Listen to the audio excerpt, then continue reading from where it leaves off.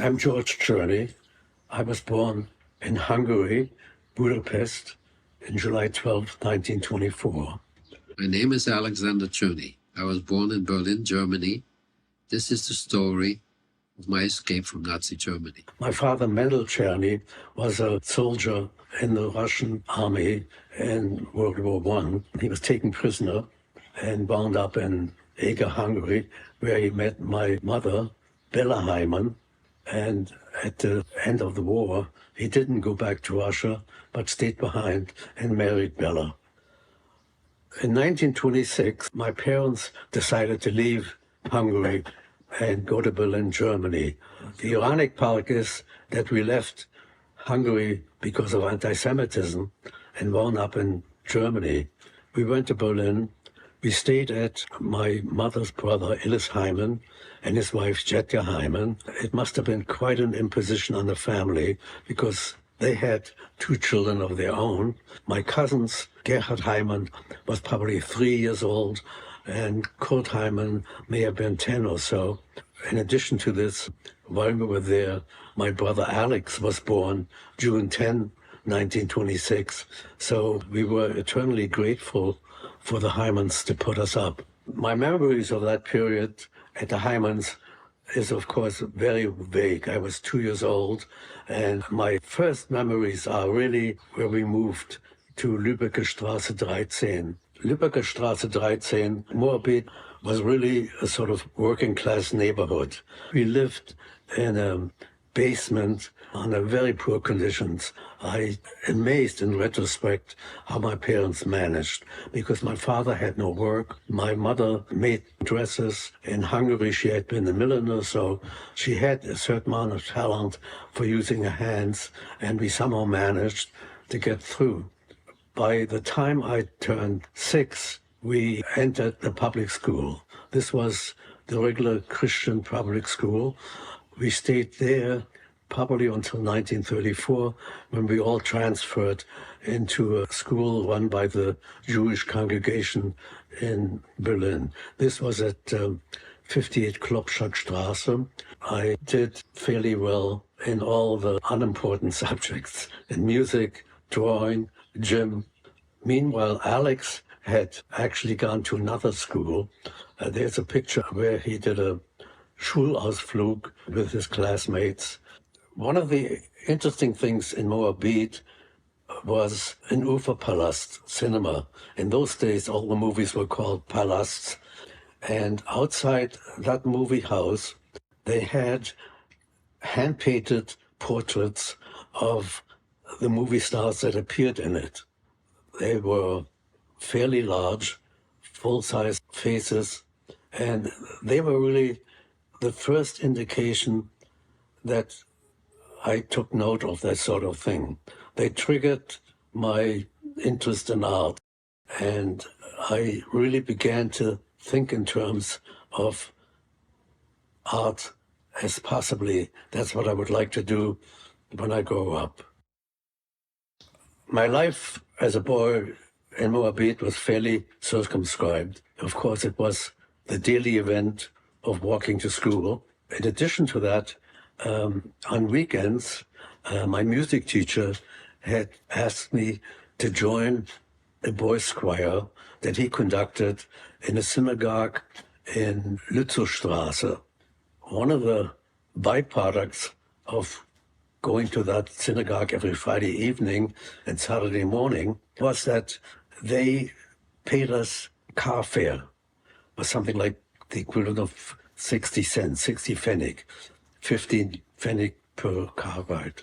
Alex and I, who also sang in that choir, we used 15 cents going home Friday evening, but the rest we kept, which was really our Taschengeld. Every Saturday morning after the service, we had a very, very long walk back to Rathenower Straße, where we moved to since. But it was a very interesting walk. Lützowstraße was right on the corner of Potsdamer Straße, which led us to Potsdamer Platz. Potsdamer Platz was really sort of the center of Berlin. in those days, in terms of hotels, in terms of movie theaters. And there was a building that caught my interest, one of the first contemporary buildings being put up by a subsequently very famous architect, Erich Mendelsohn. The building went up about 1930, and it contained, surprisingly, the American branch of Woolworth. And that was our weekly stop, because that gave us an opportunity to spend some of the little money that we had gotten. I still have a little screwdriver that I bought there at that time. And then we continued on past Brandenburger Tor, the Reichstagsgebäude, back to our home in Rathenorstraße 67. We moved there. It was certainly a step up in terms of lifestyle. We had one big room in which we, the family lived, and a kitchen, very modest by today's standards, but it was certainly an improvement over Lübecker Straße. Rathenorstraße was actually a little closer to where the Heimanns lived, in the Perlberger Straße, and across the street from our apartment house, which was a typical sort of Berlin apartment house, which was built in the 1890s and occupied all of Berlin. I went back, obviously, after the war to look at Lübecker Straße, and that existed exactly as I remember it, and as it is in the photograph that I have of a little boy in the courtyard. In fact, I photographed myself in the same courtyard when I visited Berlin again in the 1970s, and nothing had changed. My first school, the Christian school, somebody had discovered that I had a certain amount of talent, and there was an after-school drawing class, and I was put into that, and I participated. And there occurred something where I really noticed the first indication of anti-Semitism.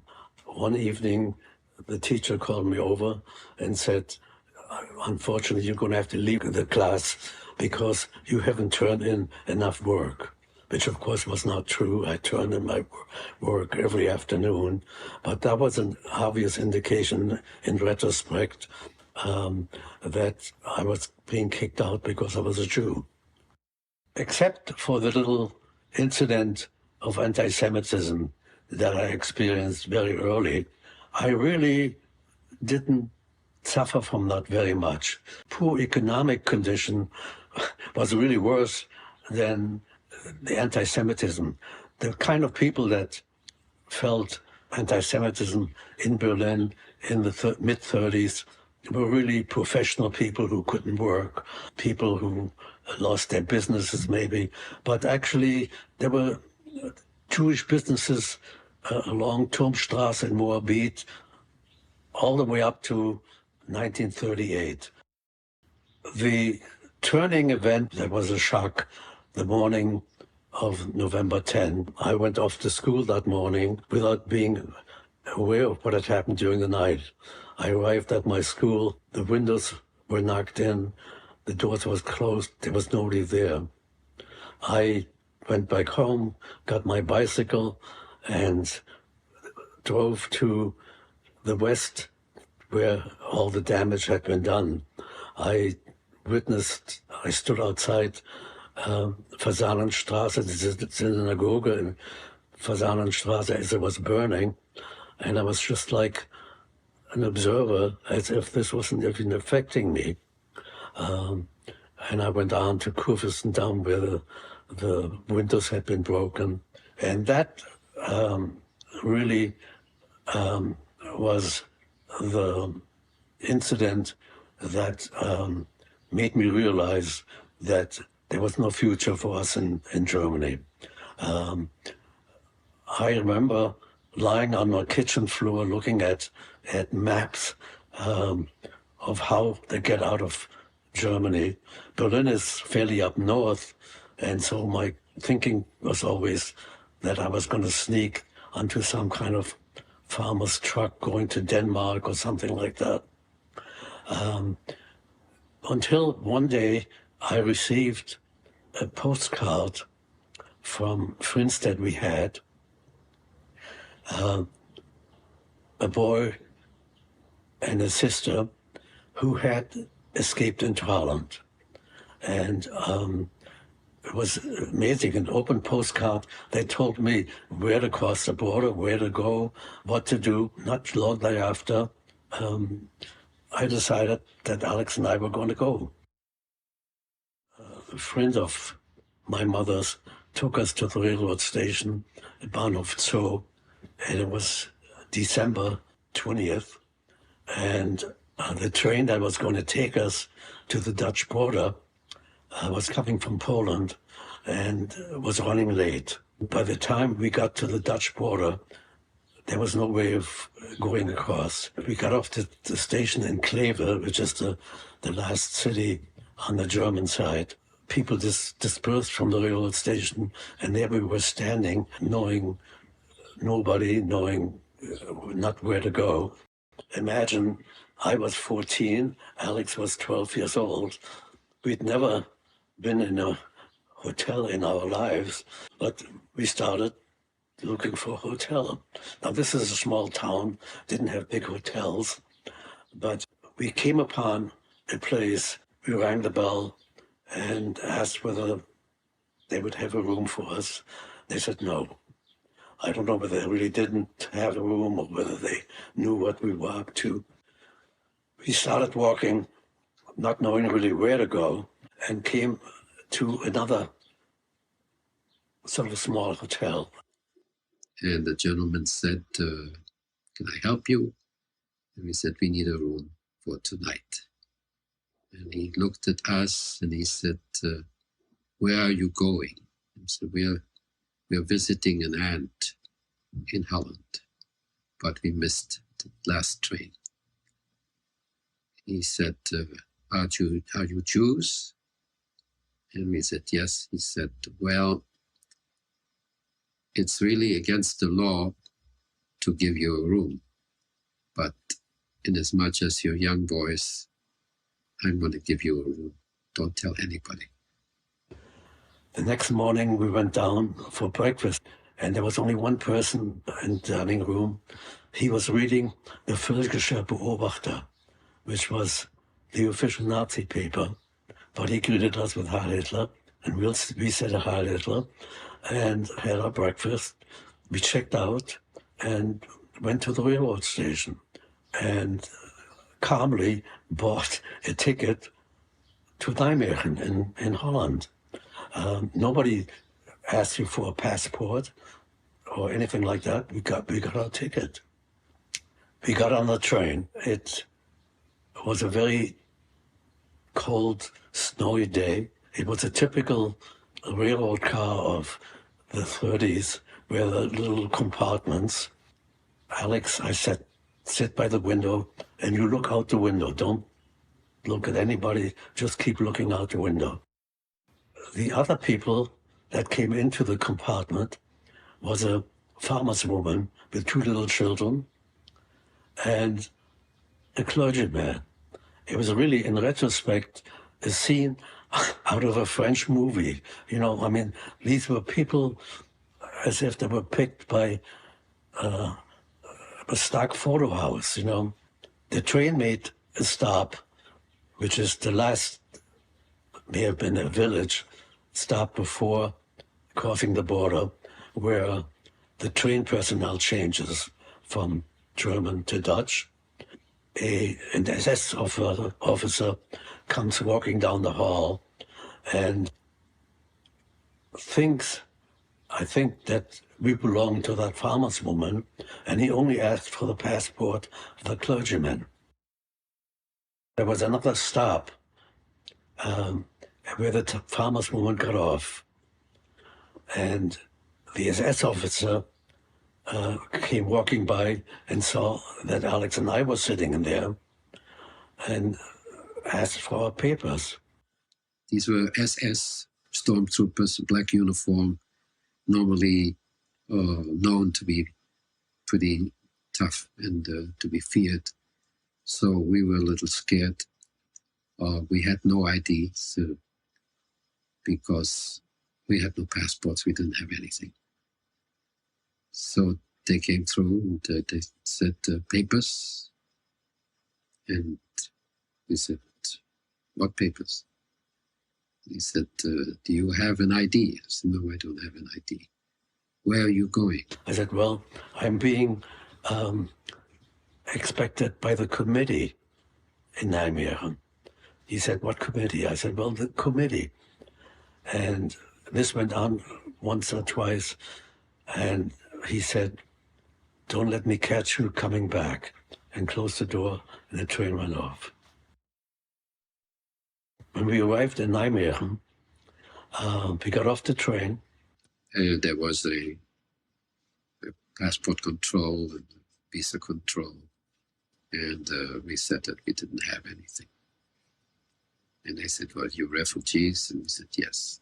So they called a person from a committee, a Jewish community, who would review your background and make a decision on whether they would or would not accept you into Holland. So they said, okay, wait a moment, we'll make a call to this family and someone will come and pick you up. So it was a very nice family. It's 2 daughters, very, very lovely people. They were very friendly. They did speak German and gave us dinner and let us stay overnight. And they said, you may have to stay 3 or 4 days before the Queen is going to give us authorization to let you go. And you probably will be assigned to a refugee camp. 2 days later, word came that we'd got permission to stay in Holland. From there, we were taken to a town, Soesterberg. In that town, there was a summer camp that was run by a partisan group. Children in that community could spend the summer there. Since it was winter, there was nobody in that camp, and they generously made it available to German children refugees. We arrived there, and there were already children from 6 to 15. I was really one of the older by being 14. The kids were there from Austria, Germany. We were put up there, fed, and were able to go to school. The Dutch have a vocational school system that's very good. It's called the Ambacht School. And I signed up for cabinet making. And Alex decided they had a course in house painting. We were given a bicycle. I had to, every morning, ride to Amersfoort, which is where the school was. Riding bicycle in Holland is really quite wonderful because there are bicycle paths everywhere. The only problem is that many days were raining, and, you know, there's nothing worse than riding a bicycle in the rain. Plus the fact that I had no clothing to change to speak of, so I never really dried out. I was always constantly wet. That course in cabinet making was instrumental in making me aware of tactile surfaces. You know, instead of paper, I was dealing with wood, but still I became aware of material. Unfortunately, the thing came to an end when summer came, or spring, and the barracks had to be available for the people that were coming there for summer vacation. So they asked us if we could find other quarters, and the organization that assisted us always was the refugee organization called Heimann. And we were all taken to first a little town, or sort of a suburb of The Hague, Rijswijk, where I don't know why we couldn't stay, but I think we were there no more than 2 or 3 weeks.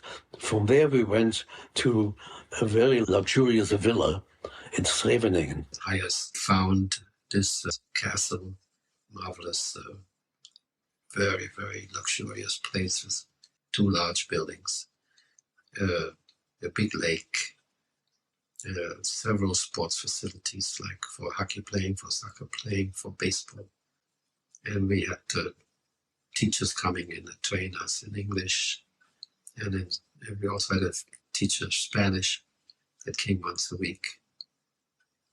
And we also studied everything about the English currency, because many people was thinking of going possibly later to England. This charming life didn't last very long. As of May 10, 1940, Germany invaded Holland. Those days, the first days, we slept in a cellar, afraid of being bombed. Rotterdam was badly bombed, so badly that we could hear the bombs going off. We were there 5 days under those conditions, and the Germans insisted that all Jews must leave at least 30 kilometers from the sea. When they came, they informed the directors that they were interested in using this excellent site for their naval high command, and that because it was on a hill and it had all the facilities that they were looking for their high-ranking officers, that they had to somehow move the people out. So immediately they went to work. They called the highest organization in the Dutch community, and they found families for some of the people that were going to different cities in Holland. And we unfortunately did not have the good luck to be sent to a family, which we would have preferred. And they said, you and you, but 30 of us go to the Dutch Jewish orphanage in Amsterdam. So we were moved to Amsterdam, and that was a completely different environment, very, very severe discipline, very strict. The woman director was very, very strict and difficult with us, because she didn't really like the fact that we, German, Jewish people, were invading their orphanage. Alex stayed on in that orphanage, but I and a friend of mine, a Viennese boy, were taken to a farm in Gouda. This was a farm that was run by a Jewish organization preparing people to go to Israel. It wasn't really much of a farm. It was primarily just tomato hothouses. My job was to repair the glass panes which were constantly breaking in those hothouses. And making things worse, we wore these wooden shoes. And as I was climbing up on those glass houses to repair glass, while I was repairing a glass, I was breaking glass with my shoes. So it was an unending job that I had. I stayed there much of the summer and was taken then to Eindhoven to be put up with the Jewish family. Again, while in Eindhoven, I enrolled in the Amherst School Professional, the vocational school system. Meanwhile, my parents, who had stayed behind in Berlin, had the intention of, if we could get a visa to go to America, they would go via Holland and pick us up. That, of course, was no longer possible. An interesting, an unbelievable circumstance I found only later. My parents, in December 1938, received a deportation order to leave Germany. Sounds terrible, but of course that's what I wanted to do, to leave Germany. That deportation order, I can't imagine, it must have been in the mail the day that I left, because it's dated December something, and I left December. At any rate, much as they wanted to leave, they weren't able to leave because their papers for the US were not ready. And surprisingly, my father got one extension after another. The deportation order said you must leave Germany within 2 weeks or 3 weeks. December 14, 1939, finally, my parents boarded a boat in Norway for the US, where they were greeted by my father's brother, Tscherny, who had provided the affidavit. Their name was slightly different than ours, a different spelling, Tscherny, which in Russian means black. My parents wound up in Newark, New Jersey. Meanwhile, Alex and I were in Holland. Alex still at the Jewish orphanage. I, in the meantime, at this Jewish family in Eindhoven. Our parents tried very hard to bring us over to the United States to become again a part of the entire family, as we were separated for several years. So they sent us an affidavit, and with that affidavit, we were allowed to go to the American embassy in Rotterdam, port city, where we received a visa to enter the United States. The problem, of course, was how to leave Europe. And I received a message that I should come to Amsterdam, where a small group of German Jewish children that were in the same boat as I was, that had papers to go to America. There was one problem. In order to go to Portugal, Lisbon, to take a boat, you had to go through France, Spain, and into Portugal. Going through France was no problem because it was occupied by the German. But going through Spain, you needed a transit visa. A catch-22 situation arose in that Spain wouldn't give us transit visas unless Portugal provided an entrance visa, because they were afraid we would be stuck. And it went on and on and on.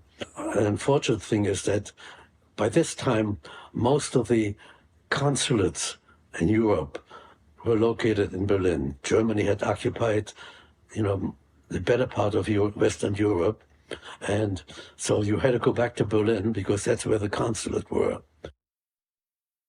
In February 41, Alex and I, along with a group of a dozen other children, went back to Berlin to secure transit visas to go through Spain and entrance visa to get into Portugal.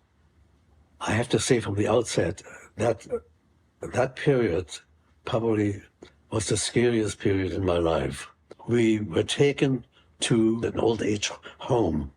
I remember walking into that place thinking I wouldn't be able to stand here 2 weeks. The stench of that place was impossible. And it was a gathering place where some people that had come back from a concentration camp and people that were in the same situation we were in were put up in that place. Berlin was closing in on us. In 1941, we didn't have to wear a Jewish star, but you could only buy food between 3 and 4 in the afternoon, which of course meant that the stores were already empty. Existence was really, really quite horrible. Not knowing whether you will be able to get out was scary. And I didn't realize how scary it was because shortly after we did manage to get out, that Jewish old age home that we were staying at was turned into what is called a Sammellager in late 41, which is where all the German Jews from Berlin were gathered to go to Auschwitz and Theresienstadt and various concentration camps. Within a day or two, I received a postcard asking me to appear in front of the Gestapo at the Prinz Albrecht Straße. That was a very scary situation. I went to the Jewish congregation. I said, I got this card. What do I do? He says, I'll go with you. When I arrived, I remember going up into a small office. This man started screaming at us. Where do you get the nerve coming back to Berlin? You've been deported. Well, I was totally unaware that the deportation order that had been given to my parents had applied to me. And they had never mentioned it. They had said again, you have to leave Berlin within 2 weeks. Well, of course, we hadn't gotten our transit visa through Spain and my entrance visa into Portugal. And as I said, it went back and forth. And this went on for 2 months. Meanwhile, we were getting extensions. I don't know how we managed to. The story goes that there used to be a Jewish police chief in Berlin. I think his name was Weiss. And somebody thought that he still had connections, but I did some research on it later and found that Weiss was no longer in Berlin at that point. So how to explain that we were able to get extensions, I don't know.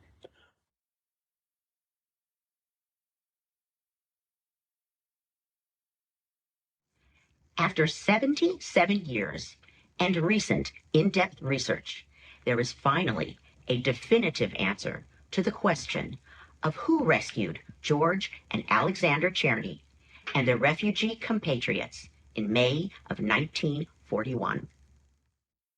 My name is Giselle Heimann Retain, second cousin of George and Alexander Tscherny. Working with Elena Tscherny, Alexander's wife, a research librarian, I and my team have uncovered the details of the boys' survival. Gertrude Fontaine emerges as a key figure who unlocked every possible door to release the Jewish children of Europe from the fate of persecution and extermination.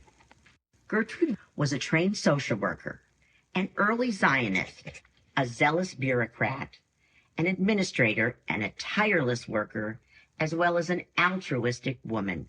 She was based in Amsterdam and working for the Jewish Refugee Committee. It was to this committee that George referred when he was asked for his destination by authorities, as he, at 14 and Alex, at 12, crossed the border into Holland. By the outbreak of World War II, it was Gertrude who was responsible for setting up the training program in Holland that received George and Alex. The vision of Gertrude's program was to provide skills and trades that could enable these orphan children to emigrate. Gertrude was also one of the architects of the Kindertransport to England and to Holland.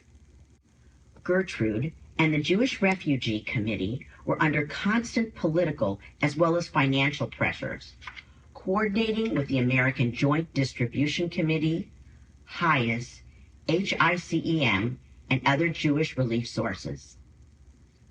By the time George and Alex's parents were settled enough in the United States to provide affidavits and passage for their sons at the end of 1940, there was no issuing consulate for visas out of Holland to Lisbon left in Amsterdam. So George and Alex had to take the incredible risk of going back to Nazi Berlin to where the embassies were in order to get their visas in February of 1941. George specifically describes the circumstances in a document which he wrote to Ms. Kissing, a Dutch journalist, in 2011, who was researching what happened to the foreign children who were in orphanages in Holland. George writes, that February, we returned to Berlin, part of a group of 12, all seeking the necessary papers to travel to Lisbon, Portugal. In Berlin, they were stranded for months with a cohort of other children, known as the 12 Berlin Group, waiting for the Portuguese government to allow them entrance to Portugal so they could reach their ship in Lisbon. In late April, early May of 1941, Gertrude bravely made the trip from Amsterdam to Lisbon, trying to ease the bottleneck of emigration out of the last open port in Europe. Fortunately for our story, her next stop was Berlin, where she was to meet with the agency that oversaw the case of George and Alex and the Berlin Group 12. What we have found is that in her letter of the 14th of May, 1941, to M.C. Troper of the American Joint Distribution Committee, a leader himself, she makes the specific request that he add the 12 Berlin group to his list of passengers with the best likelihood of transit visas to pass from Germany to Lisbon. And now I read from the letter. This is from The Wire. Fontaine informs, after thorough discussion, whole situation cannot book more than 26 names already reserved, plus 12 children, Berlin group. Even after her own son was safe in Palestine and her daughter had sailed for the United States, Gertrude could have saved herself. But no, she continued with her mission to save as many children as she could.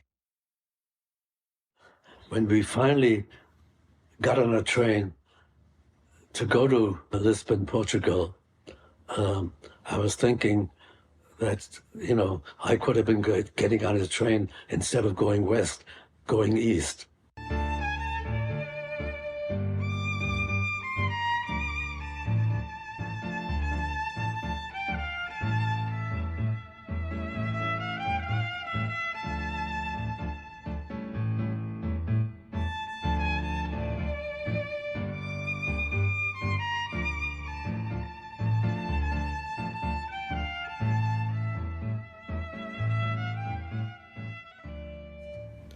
Luckily, we managed to get out in the beginning of June, the end of May. We were on a sealed train. We laughed about that because, we thought, are they afraid that we're going to get off the train? I mean, in retrospect, I realized that this train was sealed because they weren't afraid we would get off. They were afraid that people would get on. Anyway, the train stopped in Paris. At the railroad station, we didn't get off. We were met by some people, again, some Jewish committee, that handed us a baguette and a salami.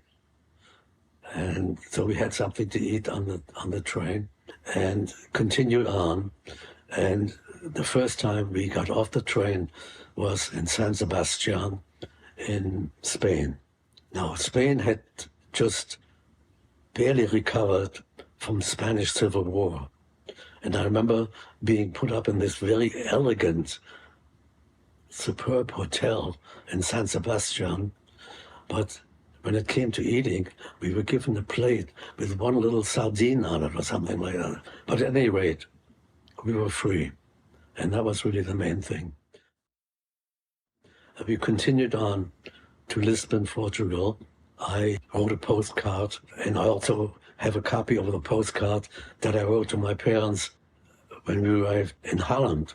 These two postcards you must see side by side because they're like two bookends to a story. The postcard that I sent when we arrived in Holland was still written in German script, Zitterlin-Schrift. And the postcard that I wrote from Lisbon was in regular Arab script. And it tells a story, that this transition from one life to another. Arriving in Lisbon and walking the streets was really like going from night to day. I mean, Europe, was still under war conditions. All windows were sealed black so they wouldn't have lights on the streets. In Portugal, the streets were lit, you know, like Times Square is now. There was food in the stores. So it was really quite a shock. We stayed there about 10 days.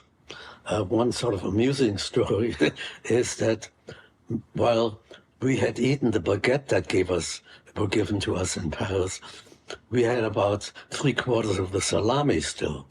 One of the things that we were always aware of, you know, is not to get noticed.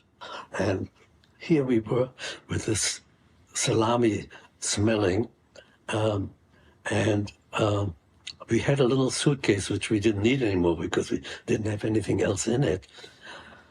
I took the salami in that little suitcase. We went on a street, so there was sort of a triangular house. I left the suitcase on the sidewalk and quickly walked around the triangular house, and for all I know, that salami is still there. We were ready to book on a ship called the Mouzinho for June 10, 1941, and the only thing really still worrisome at that point was that German U-boats were sinking ships left and right. So that was a concern in the back of our minds, whether we were going to get to New York. The strangest thing about it is that my memory is only I spent the 10 days that it took to get to New York, 11 days on deck, never below deck, and it was the middle of summer. When I arrived in New York, supposedly there were hundreds of other children on that ship. I never saw any. There may have been several levels on that boat, I don't know. But we still have a list of people that were on that ship, and they were listed June 21, and there's a newspaper announcement that the ship is arriving in, of all places, Staten Island. We arrived the night of June 20 to 21, 1941, and the boat was sitting in a harbor. Apparently, it couldn't land until the morning, I guess. In the morning, we went downstairs, and there were my parents, my cousins, Morris Tscherny and Teuve Tscherny, who met us, was taken back to Newark to my parents, who had an apartment on Clinton Avenue in Newark, New Jersey. America was not yet in the war, but the war effort to supply England with weapons and machinery was really taking hold in the US. And there was a program that I think the National Youth Administration offered. They would make you a machine operator in 6 weeks. And I signed up for that. And 6 weeks later, I was a machine operator making 70 cents an hour. I was going to Berger Evening High School from about, let's say, 7 to 11 in the evening. And after my high school, went to my job at the newfound factory job, operating a turret lathe. Meanwhile, America entered the war. In 1943, I went into the army. I was shipped off to Rockford, Illinois, to take my basic training. When I finished basic training, came back to a camp in Pennsylvania, which was sort of a transition camp where people were being selected to go to the Pacific, to go to Europe. Since they knew my German background, the sensible thing was for me to go to Europe and not the Pacific. In May 43, I found myself on a Liberty ship, really the smallest ocean-going vessel that the Army had, going to England.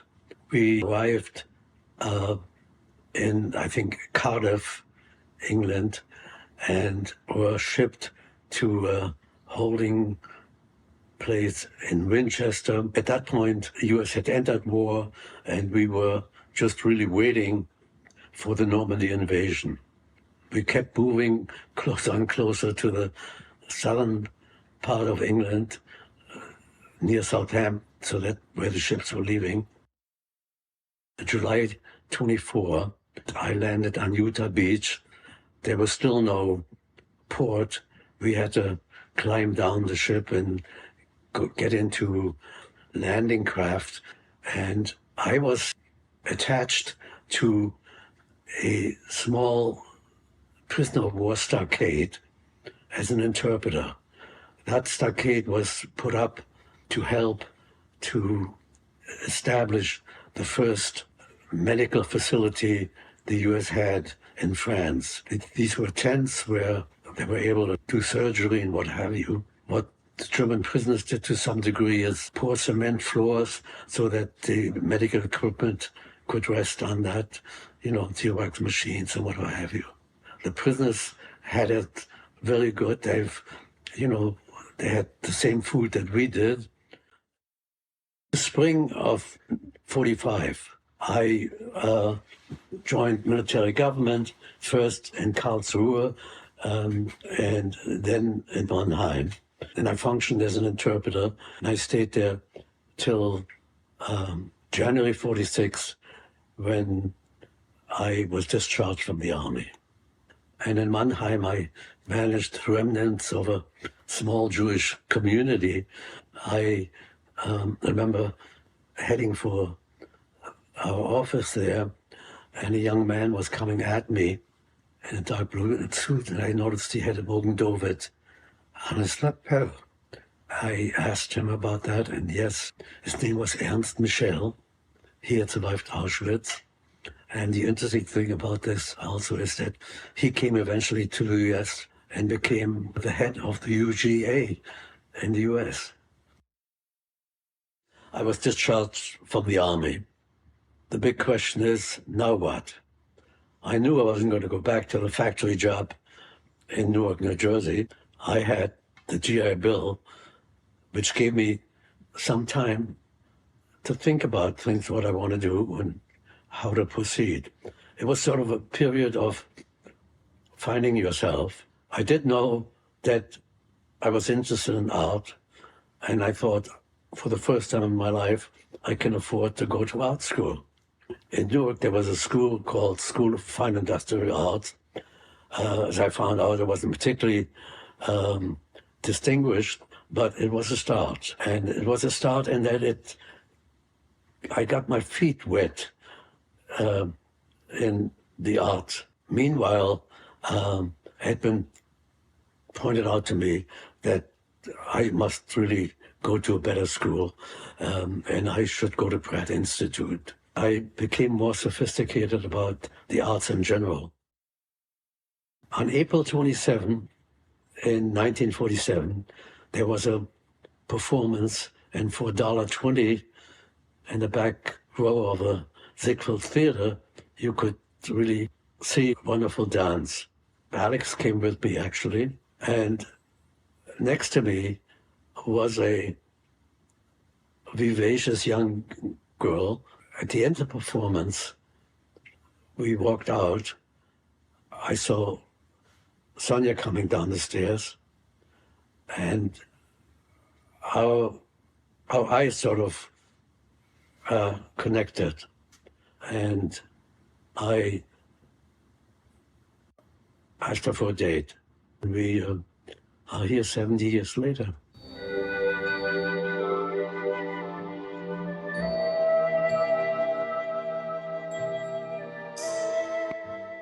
A word about Sonia's family and Sonia. Sonia was born February 4th, 1930, in Prague.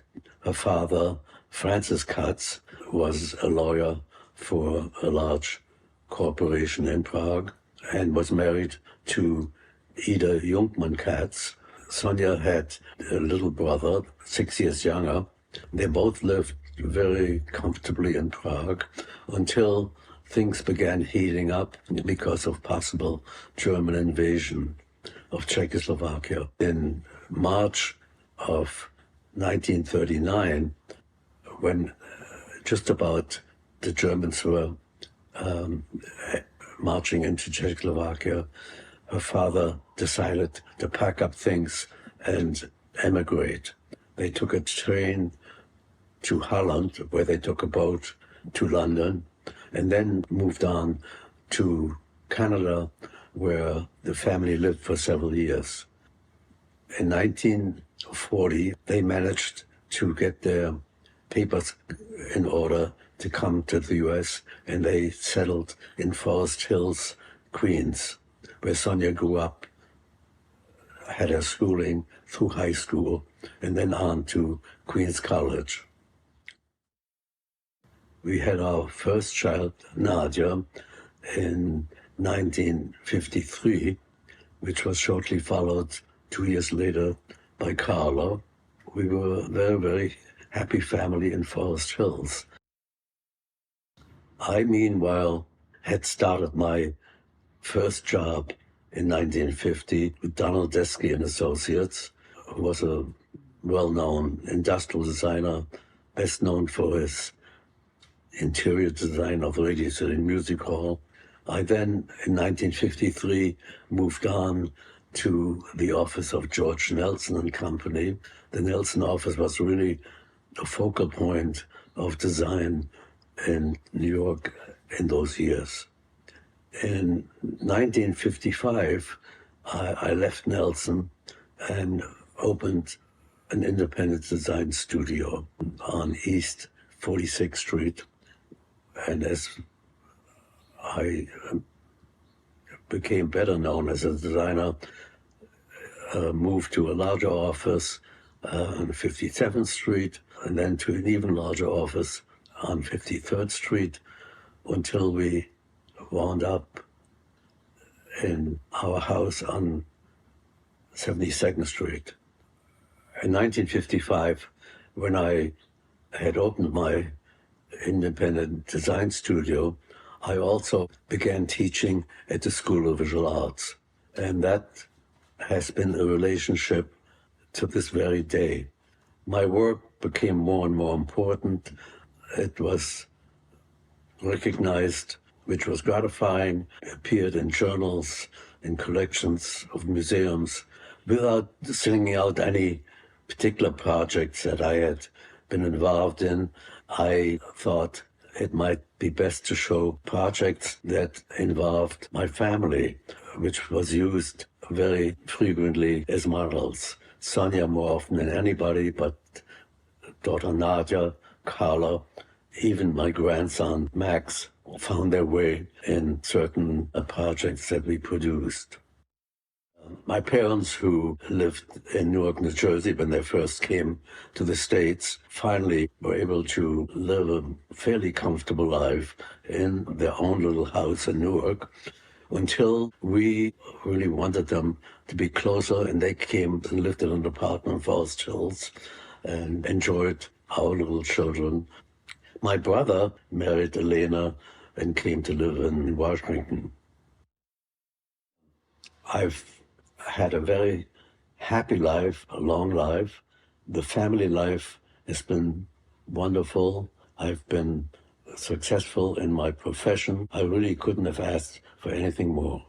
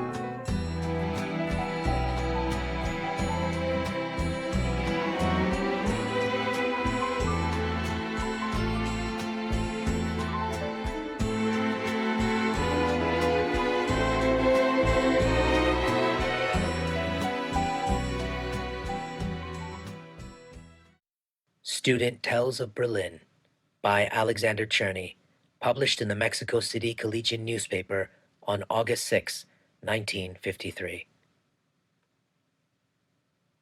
The current headlines of horror and terror in East Berlin, Germany, certainly are reminiscent of the same sort of situation 15 years ago. It was 1938, in my birthplace Berlin, when terror and bloodshed forced my brother and I to flee to Holland for shelter. We crossed the border illegally, but were allowed to stay in that hospitable country. Moving from refugee camp to refugee camp, we finally moved into an abandoned castle that had belonged to an Austrian baron who had moved to Argentina. There, we had all the freedom possible, and were also able to go to school. But this situation just could not last. Suddenly, the drone of planes covering the blue skies on that memorable day of May 10th, 1940, shattered our dream world into pieces. A platoon of Dutch soldiers occupied our estate and took us into protective custody.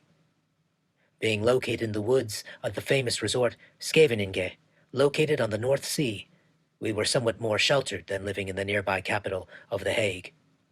During that first week of fighting, a family of Austrian refugees took shelter in our large house as theirs had been bombed. On the 10th day of fighting, when the Dutch surrendered, we found husband and wife had committed suicide. They were political exiles and did not want to live under the Germans again. After the surrender, the German Navy High Command forced us to leave the castle within 48 hours, as it was needed for their headquarters. Thus, all of the 170 children who had lived there were scattered all over the country. I went to an orphanage in Amsterdam, somewhat similar to the one in the tales of Charles Dickens. The boys had shaved heads, wore uniforms, and the disciplining was very rigid. I was not used to such treatment, but had to grin and bear it. The first year under German occupation was not easy, but everybody seemed to take it in his stride. Every night, the British bombers bombed the city, and in the morning one would see the damages left behind. Inaccurate bombing certainly left a tremendous toll on civilians. My parents, in the meantime, having arrived in the U.S. in 1939, were finally able to send us the affidavits necessary, and we proceeded to go back to Berlin on February 1st, 1941, in order to receive our Spanish transit visas and to go from there to Lisbon, Portugal, the only remaining open port in Europe at that time. Again, misfortune seemed to be with us. The Spanish consul in Berlin refused to give us the visa, and while waiting to get it from the Spanish consul in Amsterdam, our American visas and passports were canceled. At that moment, we were in danger of ending up in a concentration camp, as we had been forced out of Germany previously and were not to return ever again. Through connections of the former chief of police in Berlin, we were granted another 2-month stay in order to get our difficulties straightened out. Through a great amount of effort by the refugee organizations, we were able to get everything in order and proceeded to Lisbon by way of France and Spain. We waited in Lisbon 10 days to get on a converted banana freighter that carried an overload of 400 persons. We gave our cabins to some older people who were sleeping in the baggage room, and we slept all the way on the top deck. Dodging minefields for 10 days in the Atlantic Ocean, we finally saw the Statue of Liberty in the harbor of New York on June 21st, 1941, the day the Germans invaded Russia.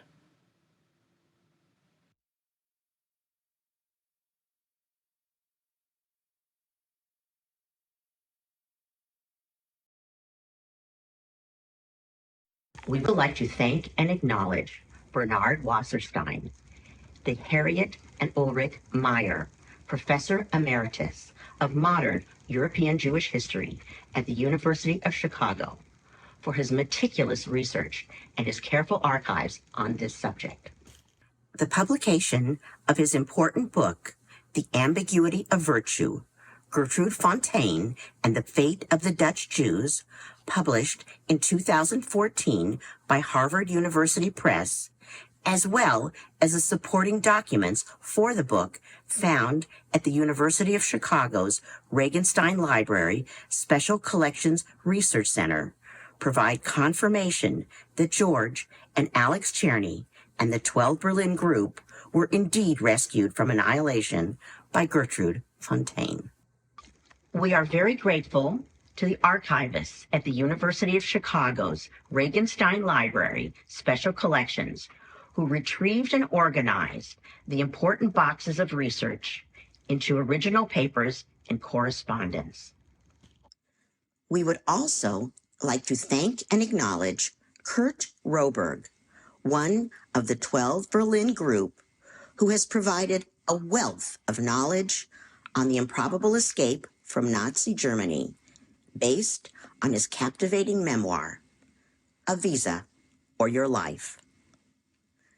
Kurt has donated his extensive collection of family Holocaust documents and memorabilia to the Jewish Museum Berlin, where they were a substantial part of the museum's largest temporary exhibit, Heimat und Exil, Home in Exile, 2006 through 2008.